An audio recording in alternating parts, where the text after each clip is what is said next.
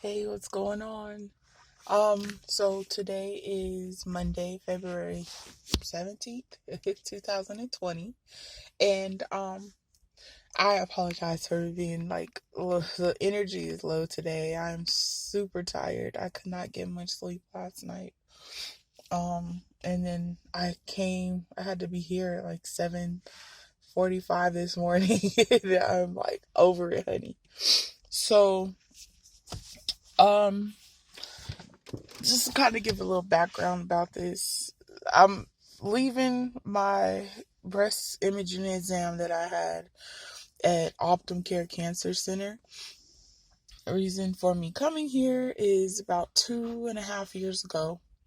I had went for a regular, like a routine visit with my OBGYN, and my OB had found it was like it was a questionable lump inside of my left breast. And with the lump, basically what he wanted to do was to get a better look of it before he decided to try to get me, or how do you say that, advise for me to get a biopsy. So he had referred me to a specialist at at the cancer center, and basically the specialist will be able to do like imaging, taking photos and looking in deeper to make sure that it wasn't anything bad at the time, right? So, um, with that, at first I was coming between the breast imaging and my OB for like each 3 months, and they were just kind of like piggybacking off of each other with their results and findings, and it was just something that it was becoming something to monitor. Then, in that process, I had found out that I was pregnant, and with that pregnancy, it kind of helped them to rule, I guess, their findings as a milk duct. And so we just kept going with that. I didn't do any more imaging exams. I just started seeing my OB, and then I lost the baby.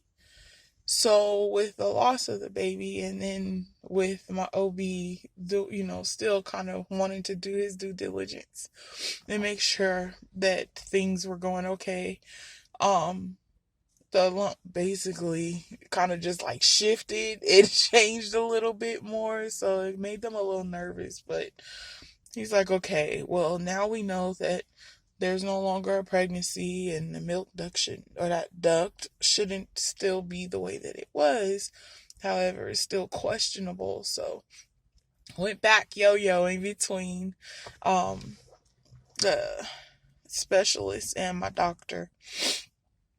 And yeah, but throughout the process, even though it sounds like it was a lot, and it kind of was a lot emotionally, because you don't know. You don't really know what it is. The doctors don't really know what it is. They labeled it as a cyst, but just trying to prevent the cyst from becoming more than what it was, and praying that it was going to disappear over time, or yeah, basically the best result was for it to disappear. And in that process, I had some things that I was supposed to do, and I did not. I found other ways to channel my stress, which included me gaining weight of all things. So that's something that I had to, oh my gosh, face the reality of today. However, with that, um, with the visit today, the lab tech was like, I don't see anything. And then it was like one of those situations of, well, we don't see anything. How is it that we don't see anything now? This is something that's been there for like over the past 2 years. But that's a good thing, you know? So they checked and double checked and triple checked this morning. My blood pressure increased throughout the process as well, which made another scare come up today. But, basically to get the news that, you know what, there's nothing there. There's nothing there. This whole entire process, I kind of just kept it to myself, like the extent of it.